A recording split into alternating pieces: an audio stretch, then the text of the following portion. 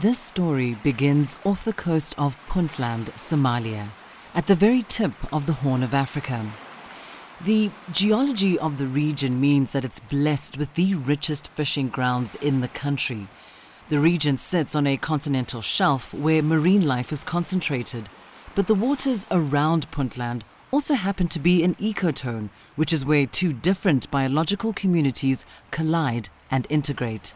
This is where the Red Sea, Indian Ocean and Arabian Sea meet. These rich fishing grounds are attractive to both local and international fishing vessels. Bottom trawlers drag huge nets along the sea floor, but also cause serious environmental damage. And then gill netters, who leave a wall of netting that tangles and catches fish, but can also trap protected species. Now, despite a ban on trawling off the Puntland coast, it remains rampant.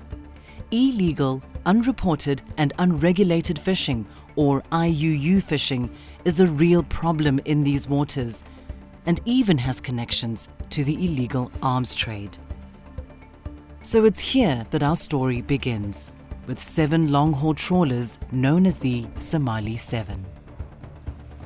This is a collaborative episode of Africa and the Global Illicit Economy and Deep Dive exploring organized crime from the Global Initiative Against Transnational Organized Crime. I'm Lindy Mtongana. They were oddly and clumsily insistent that I could do whatever I wanted so long as I didn't ask or look into this set of vessels. There is a real spectrum of both licit and illicit activities and goods that get passed through these networks, so it makes it really hard to kind of unpick who's doing what and how. The largest concern probably from this use of complex company structures is that fishery operators and IUU fishing vessels and their owners are able to mask who the ultimate beneficial owners are. I think it's all a matter of crimes of opportunity. I think you might see vessels that originate in Iran drop off a load of weapons and then decide, okay, let's do some fishing before we go back.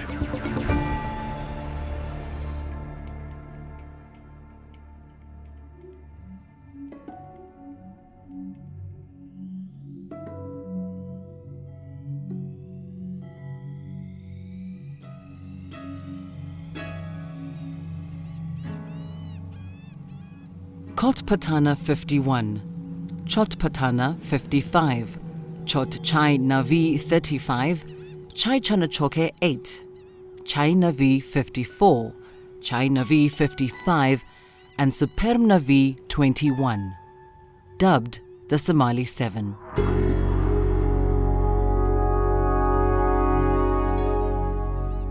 In 2017, these 7 trawlers were fishing off the coast of Puntland. On board, there were 240 Cambodian and Thai crew members who'd been told they wouldn't be fishing beyond Thai waters. But they hadn't just been lied to. They were victims of horrendous conditions: beatings, lack of medical care, death threats, unpaid wages. They were victims of human trafficking. The investigation was carried out by investigative journalist Ian Obina in his book, The Outlaw Ocean. Within several days of being within Puntland, we fell afoul of the local authorities, largely because they were oddly and clumsily insistent that I could do whatever I wanted so long as I didn't ask or look into this set of vessels, Thai-owned fishing vessels, trawlers, that were in Puntland at the time. And it's a sort of perilous thing to say to an investigative reporter, don't look here, is going to get a spotlight shown there. So indeed, I became very interested in why they were so nervous about me looking into those vessels, which ultimately came to be known as the Somali 7. And those vessels, turns out, were involved in really bad stuff. They had captive crew, close to 5 dozen Cambodian trafficked migrant, debt bonded, some of them even kidnapped young men and boys who were on those vessels and had been sort of secreted away, bamboozled even, and being taken from Thai waters all the way to Somali waters. And these vessels were engaged in all sorts of other really immoral and unethical practices. So we began investigating those ships, and that fell us out of favor right away with local authorities, and we ended up being told that we had to leave Puntland immediately. The fleet had been reflagged under the Djiboutian registry in 2016, yet was owned by a prominent fishing family in Thailand called the Sangsukiam, who have, among their number, a former Thai senator. Companies affiliated with this family have long been implicated in IUU fishing practices, as well as labor and human rights abuses. It was a long process, to be honest, and one of the toughest investigations I did. I was lucky in that I had really good sources when it came to trying to piece together the ownership structure, the family that ran these 7 vessels, and how they had escaped a order from the Thai government for all distant water Thai vessels to come into port so they could be inspected for human rights concerns.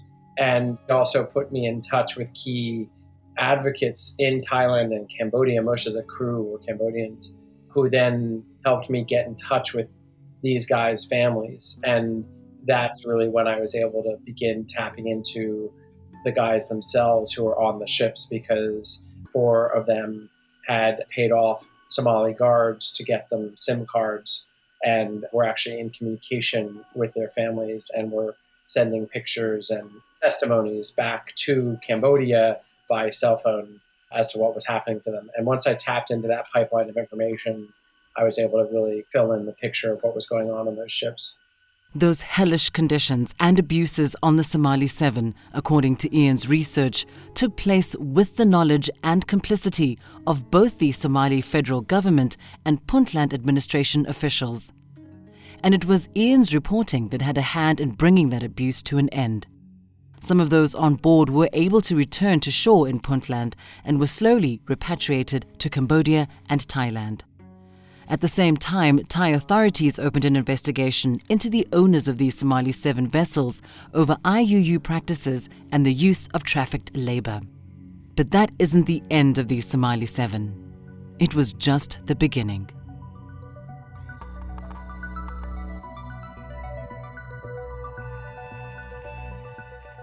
Before we get into what happened next to the Somali 7, let's just take a moment to understand exactly what IUU fishing is. So my name is Austin Brush, and I'm a senior analyst on the IUU fishing portfolio at C4ADS. Legal, unreported, and unregulated fishing is broadly defined as any fishing that violates fisheries laws or occurs outside of existing laws and regulations on the high seas or in areas within the national jurisdiction of a state.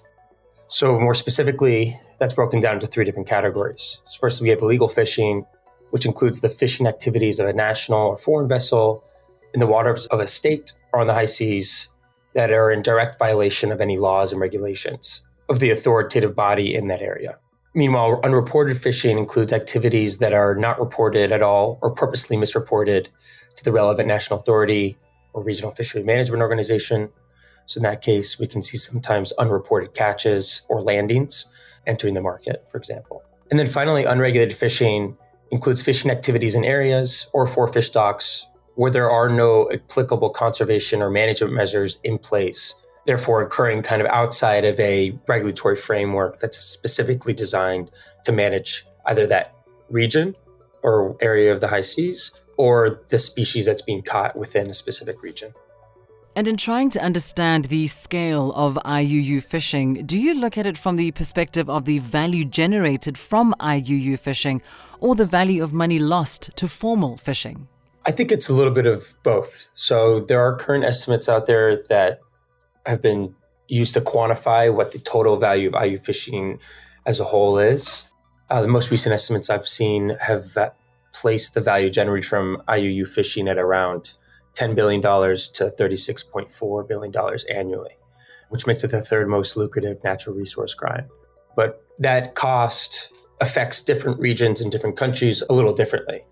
Obviously, some of those countries that are most affected are developing countries in which foreign fishing vessels or larger distant water fishing nations are operating in. So I think last year there was a study by the University of British Columbia that estimated that the economic losses of IUU fishing in Africa, the continent of Africa, we're close to $8 billion with a range of up to 15 or 20, actually.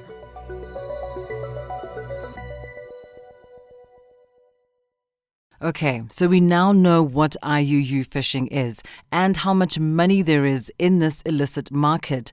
But what about the country of Somalia?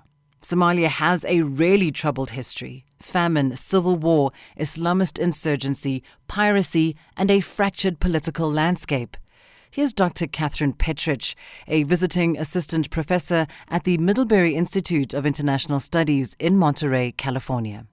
Somalia as a country, has dealt with just this heartbreaking level of insecurity for generations. And in part, it's because the international community is really dedicated to this idea of the Westphalian state, right? That we have this centralized government with stable borders and a stable population. And it's a structure that got imposed on Somalia without the associated institutional support, right? So you got the worst version of the Westphalian state. You got power without accountability.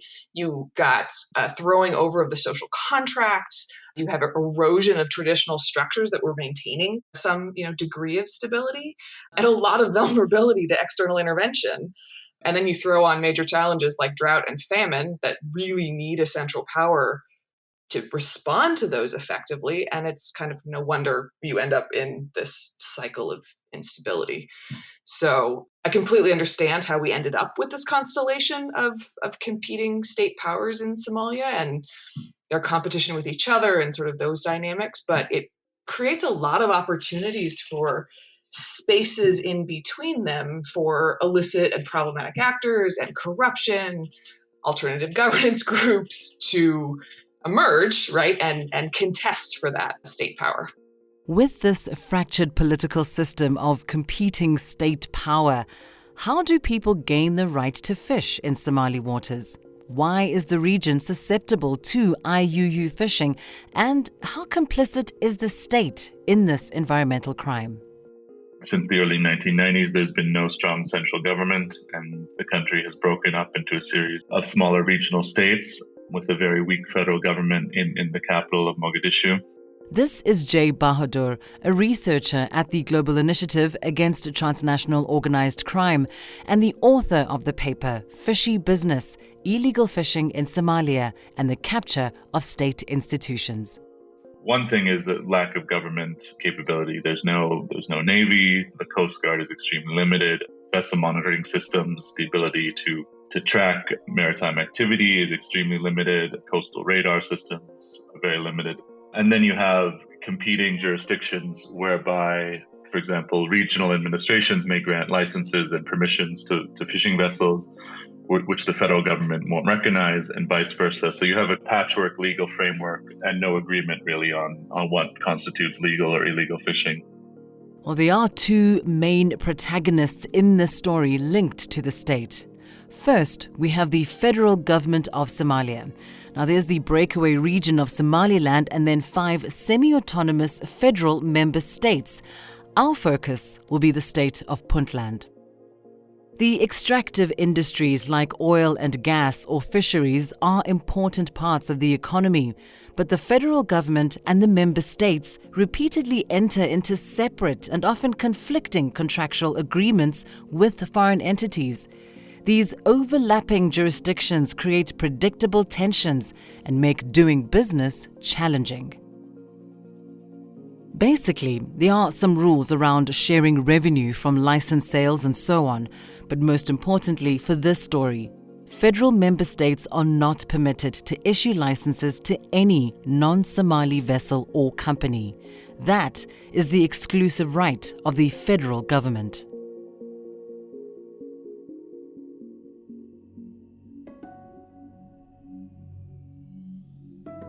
So let's go back to the Somali 7, the Thai-owned fleet of fishing vessels. When we left them, the Thai authorities had opened an investigation into the owners of the vessels, and those Cambodian and Thai crew members were being repatriated. In addition to this, Djibouti, the country under which flag the vessels were registered, deregistered them. What to do now? Well, fishing vessels can do all manner of things to avoid detection. They can go dark by disabling their geolocation or automatic information signal, which means they are essentially invisible. Or they can repaint or alter the exterior of the vessel, or even paint a new name on the side to evade port authorities. In this case, they were renamed and reflagged as Somalian. Here's Austin Brush. If there are challenges in one specific region of the world with a given state, they have the ability to kind of flag to a different state, change their name, all as a process of obfuscating their identity.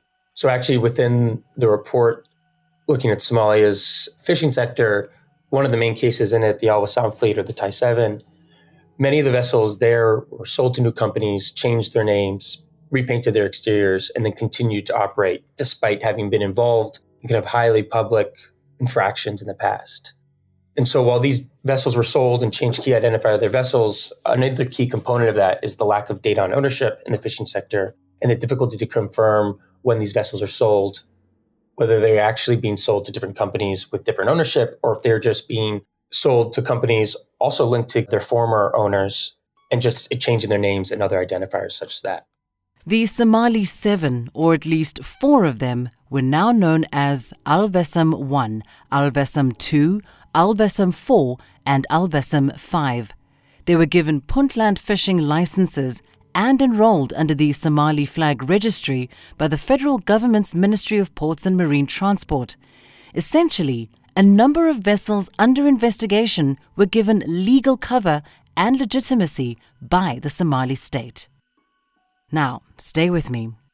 The operations of the Al Wassam fleet were transferred to a local front company, Al Wassam Fishing and Cold Storage Company. The catches they made were exported by a seafood importer in Thailand called Felix Interfood Co. Limited. That company is linked to the Sangsukiem family, the same family who were the owners of the so-called Somali 7. But unfortunately for the Al Wassam fleet and for their defenders at the Federal Government of Somalia, Ministry of Fisheries and Marine Resources, the Thai authorities spotted the renamed IUU fishing vessels and rejected the importation of 46 containers. So, what to do now? Well, it's time to rename and reflag again.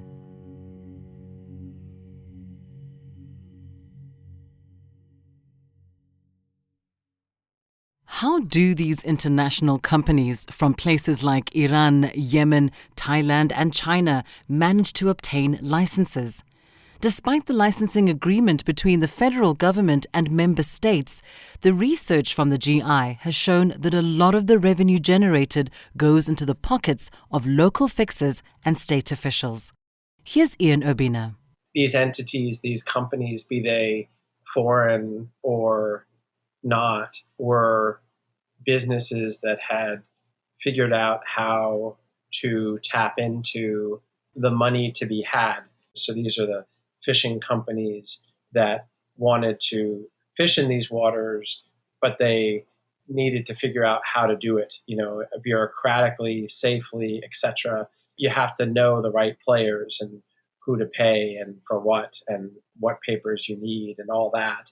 And some of these same security companies and fishing consultants and these sorts were adept at squeezing those market players, be they Djibouti flag registry or SSS private security firms or cold storage fishing development consultants. There are all these different categories of stakeholders that sort of glom around the coastal boondoggle and find a way to get a piece of that money.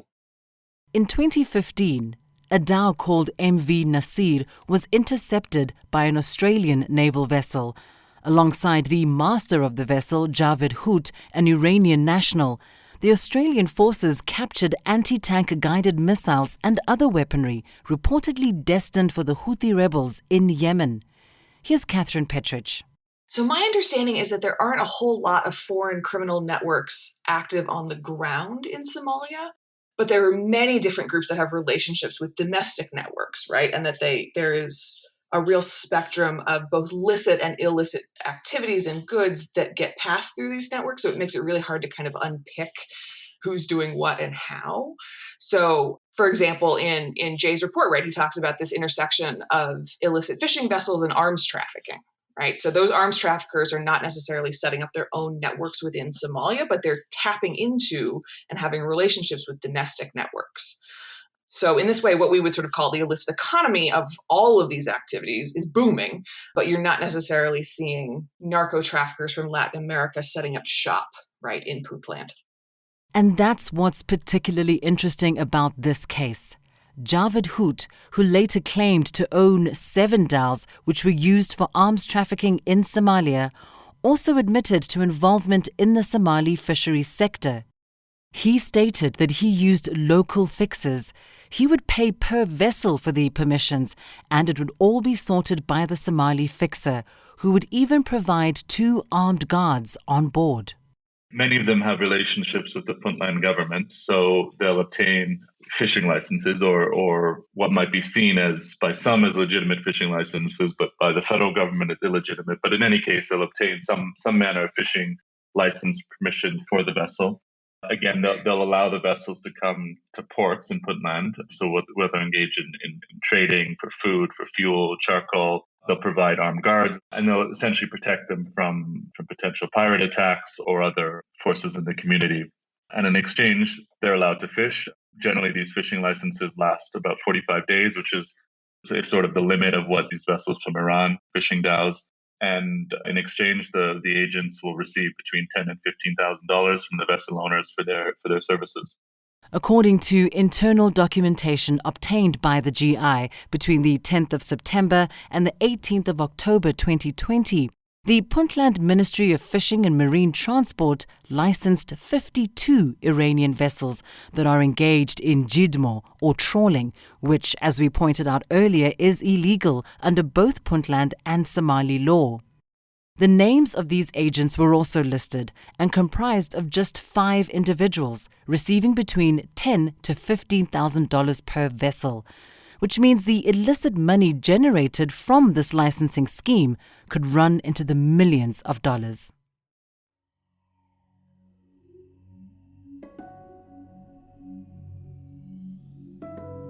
Okay, so we've heard about GI-TOC 8, one of the Somali 7, which was reflagged and renamed Al-Vesam 4.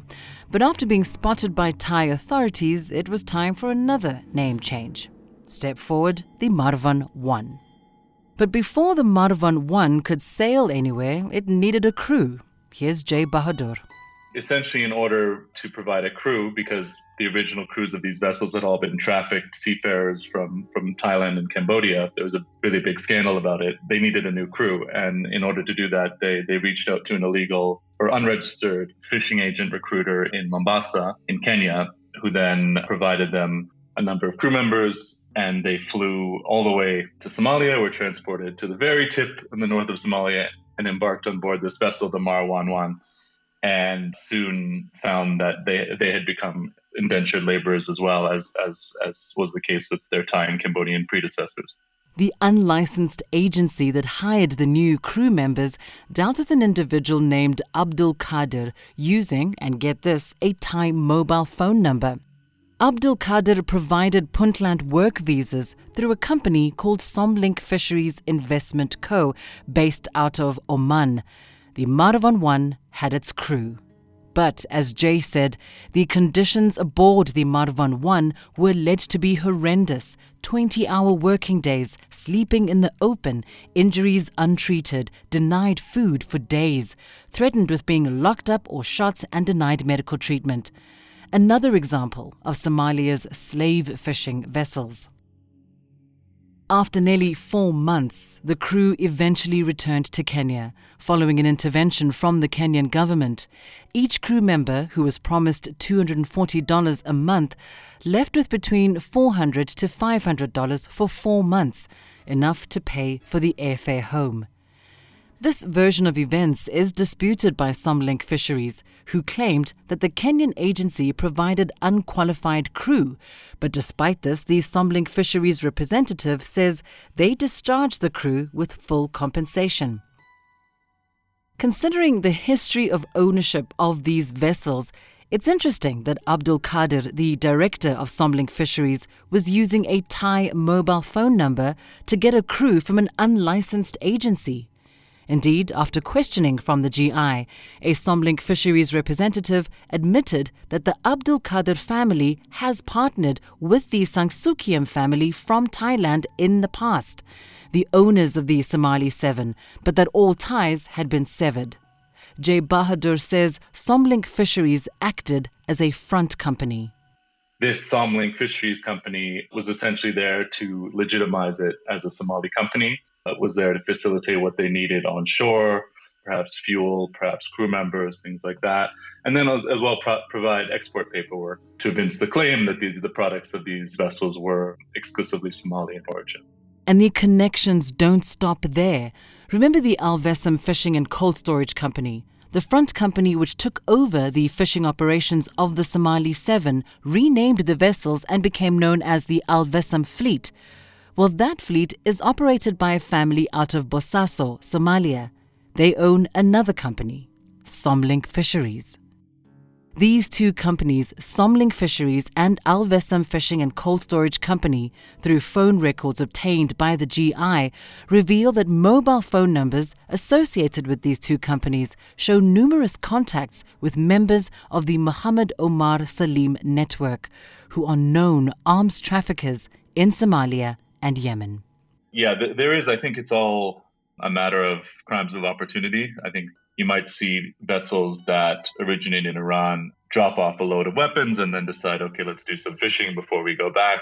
You also have fuel smuggling. So fuel in Iran can be obtained for a fraction of the price you can sell it in Somalia because it's subsidized.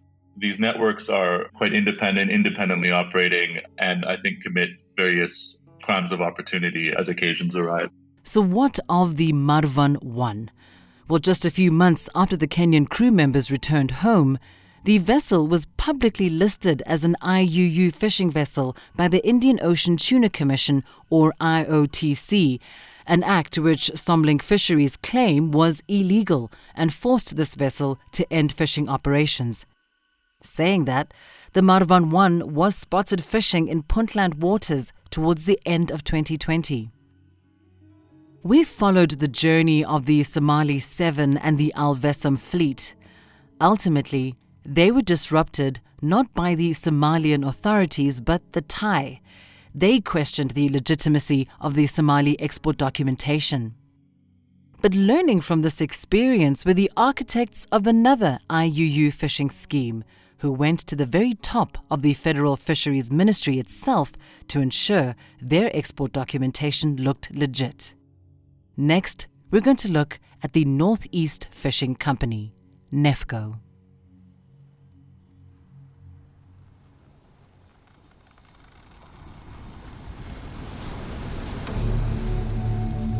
On the 4th of August 2018, a trawler called the Hey Simo 1 was sailing 60 miles off the coast of Djibouti when there was a reported fire. The crew members were evacuated to safety before the vessel was abandoned to its fate. It sank.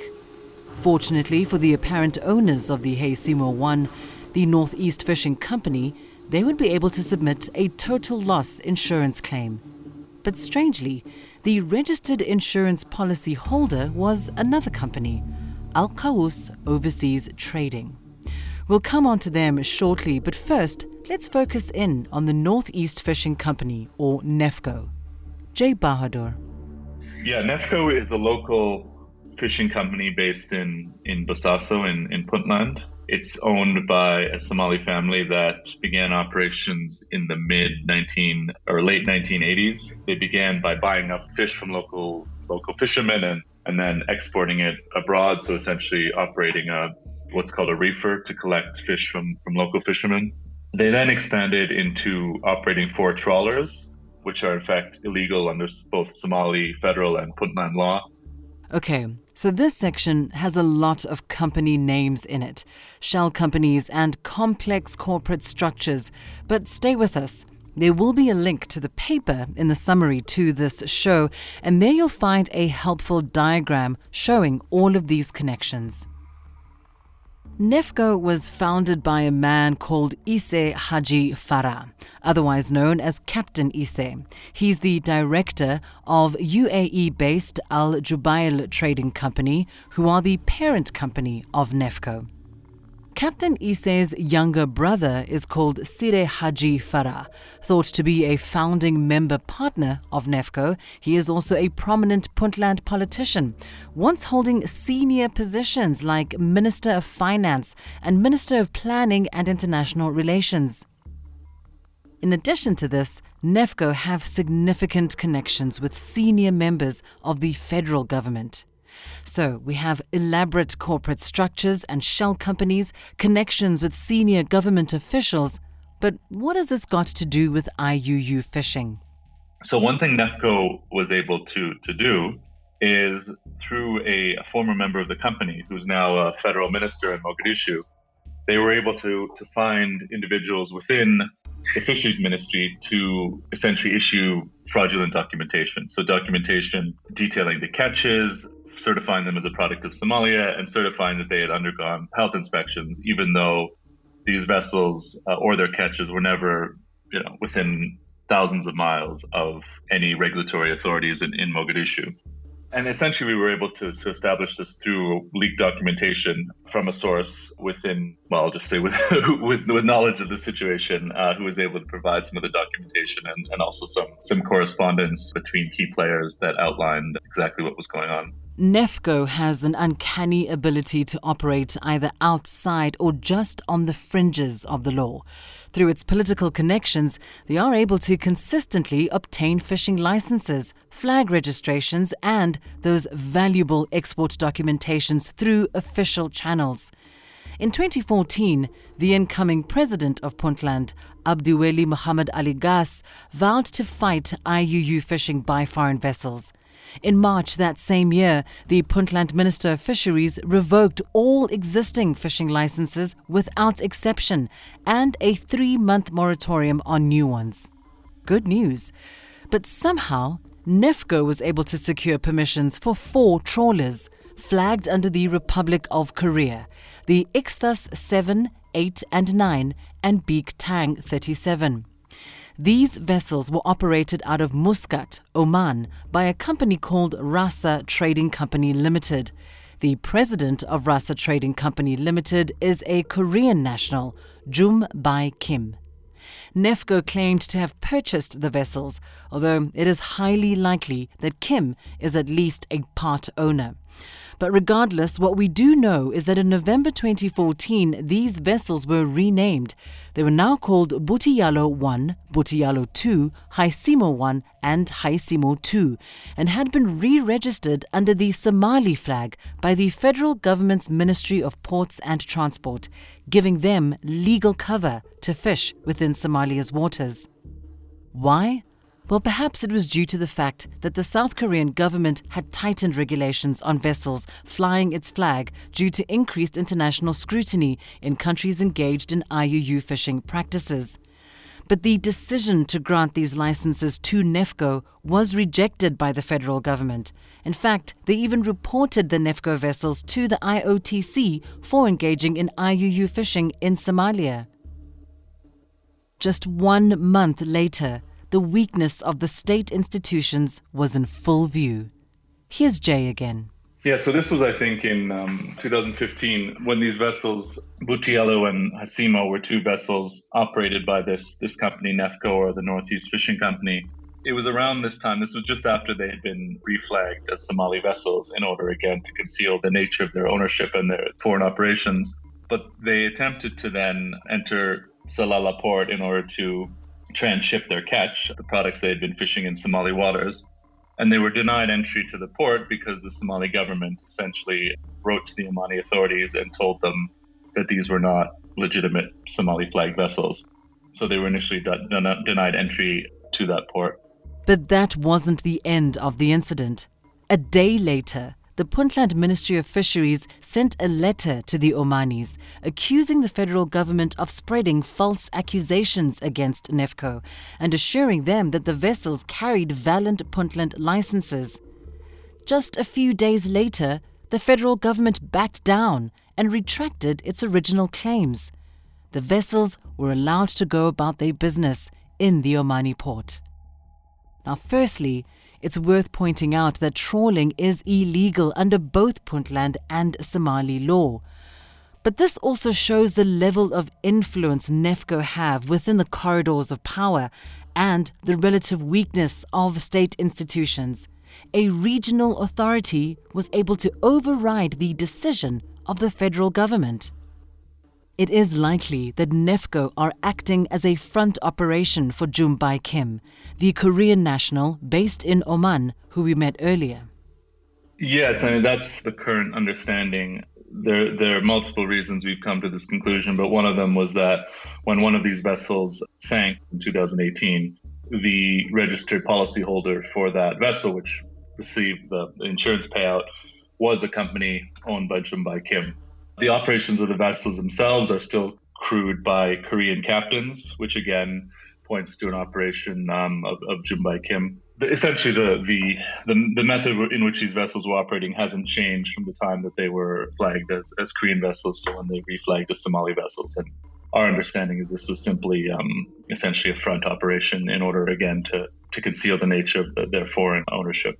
An individual with knowledge of NEFCO's operations claims that Kim maintains a beneficial ownership stake in the 4 vessels. Indeed, catch and health certificates show that the consignor of the vessel's cargo is a company that we've come across before, Al-Qaus Overseas Trading LLC. So do you remember Rasa Trading Co. Limited, the original owner of the 4 Korean trawlers, under its president, Jumbai Kim? Well, Rasa Trading is also a parallel entity to Al-Qaus Overseas Trading. Both are headquartered in the Al-Qawair district of Muscat. Their phone numbers are identical, all under the watchful eye of the director, Jumbai Kim. Here's Austin Brush again. One way in which companies and their owners are able to engage in IUU fishing and repeatedly is by exploiting low transparency within the fishing sector, and specifically using complex cross-jurisdictional corporate structures to mask their links between the beneficial owners and the actual legal activities that they're funding or sponsoring. And so we see different corporate structures being used, like shell companies, friend companies, and joint ventures, to provide opportunities for distant water fishing operators to gain access to fishing quotas, vessel authorizations, as well as a number of other kind of illicit activities that are linked to the fishing sector and IUU fishing. The largest concern probably from this use of complex company structures is that fishery operators and IUU fishing vessels and their owners are able to mask who the ultimate beneficial owners are, which ultimately protects them from the consequences of the illegal activities they sponsor. Kind of hampers investigations as well as successful prosecutions of violations by some of these companies, because the link between the actual vessel and the activity engaged in and those that ultimately profit from it is sometimes very murky. If the NEFCO fleet does remain even partly under the ownership of Jumbai Kim, it would show that the simple action of reflagging a company's vessel is an example of how foreign private commercial interests are able to capture elements of the Somali state to further their IUU fishing aims. Here's Jay again. The idea of foreign fishing is quite emotive. I mean, there's this feeling that foreigners are there to steal Somali resources, and fishing itself is a very sensitive subject. So often that these foreign operations will either obtain Somali flags, obtain Somali partners, go through Somali agents, anything they can really do to appear to be Somali operations. There's also security reasons for this, of course, because Somalia was until fairly recently was also a hotspot for piracy. So entering into relationships with local Somali agents is also sometimes necessary for security, especially when you're coming close to shore and you need protection, either the sort of overall protection by association that they can offer, or in some cases, these Somali agents will even arrange for armed guards aboard your vessel to protect from pirates or other security threats. to obtain paperwork as well. So this paper discusses how this company mentioned, NEFCO, was essentially using the Somali Ministry of Fisheries as a way to obtain the paperwork it needed to export its products as Somali products. So there's really a lot of reasons why foreign operations would want to appear to be Somali, or at least have very close relationships with Somali partners. Jay mentions some important points, two of which we will touch on now: state complicity and corruption, and also the act that has been synonymous with Somalia: piracy.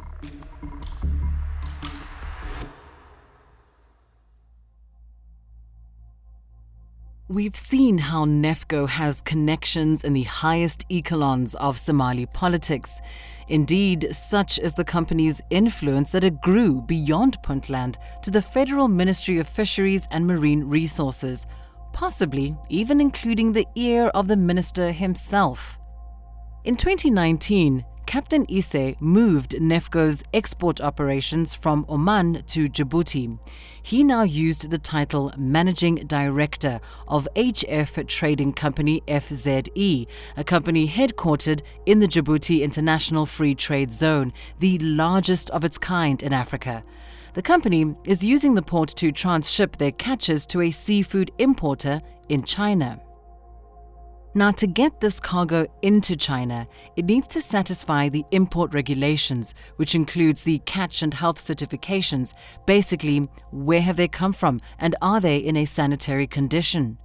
But they also require legitimate certification, say from a national authority like the federal government of Somalia's Ministry of Fisheries and Marine Resources. Will NEFCO have no problem sorting that out? They can go straight to one of their own, the Federal State Minister of Finance, Mohamud Hayir Ibrahim. Oh, and he's also the cousin of Captain Isse, and a former assistant manager of NEFCO, and former general manager of the Dubai-based foodstuffs importer Makir Coast General Trading Company, who were owned by NEFCO's parent company, Al Jubail Trading Company, LLC. Here's Catherine Petrich again. We think about corruption, right? I think its actual dictionary definition is the misuse of public good for private gain, right? And we see that happening all the way from, very formal state institutions down to the street level in Somalia, with the caveat, right, that things are uneven depending on where you are. But generally speaking, state institutions are so weak and public confidence in both the institutions themselves and the associated government officials is so low.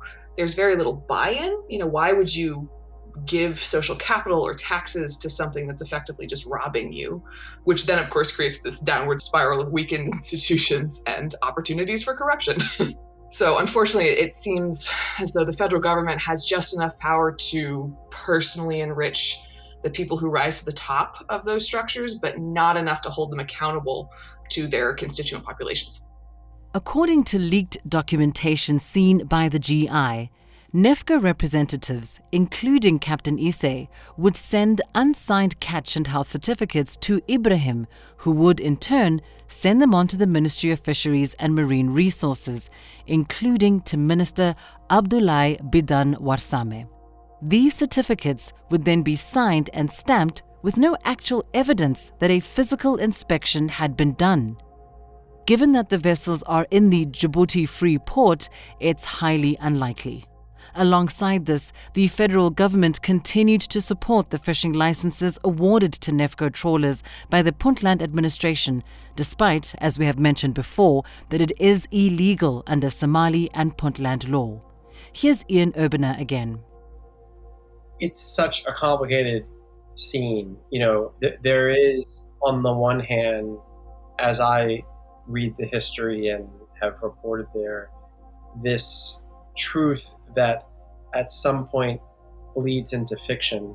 And that one truth is that indeed the foreign pillaging of Somali waters played quite especially at the outset, a big role in driving local resentment from coastal communities toward the extraction of their national resource. And that fed into an almost populist tax in the form of piracy.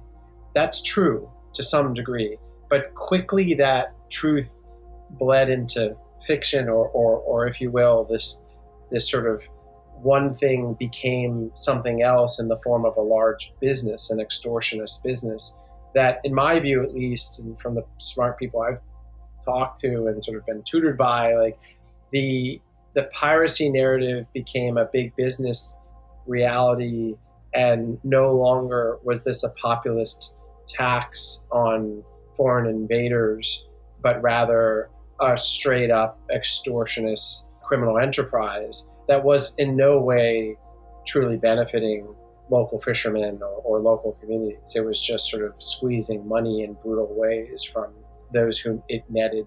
I did sense, nonetheless, whatever the facts may be, that there was a rhetoric, again, partially true, partially based on reality, and partially not, on the popular level, on the ground in Puntland, about the scandal that is, truthfully, the presence of foreign ships taking unsustainable amounts of fish out of their waters.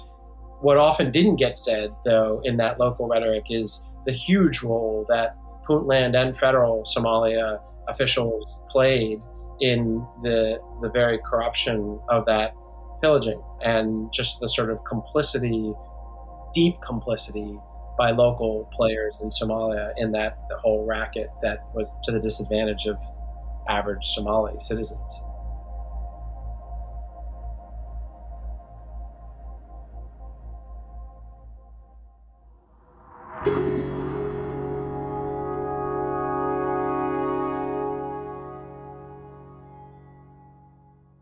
Prior to publication of the report, Fishy Business, Illegal Fishing in Somalia and the Capture of State Institutions, the GI-TOC presented the individuals and entities named in the study with detailed accounts of the relevant findings and provided ample opportunity to review and comment thereon.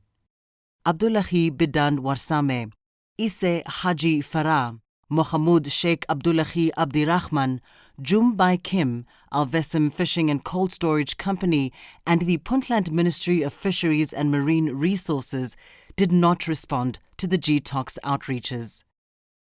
Through a lawyer, Mohamud Hayir Ibrahim requested that the GI-TOC cease all contact with him. Ahmed Osman Farah declined to respond to the GI-TOC's findings, stating that he was accountable only to the Somali government and not to foreign nationals.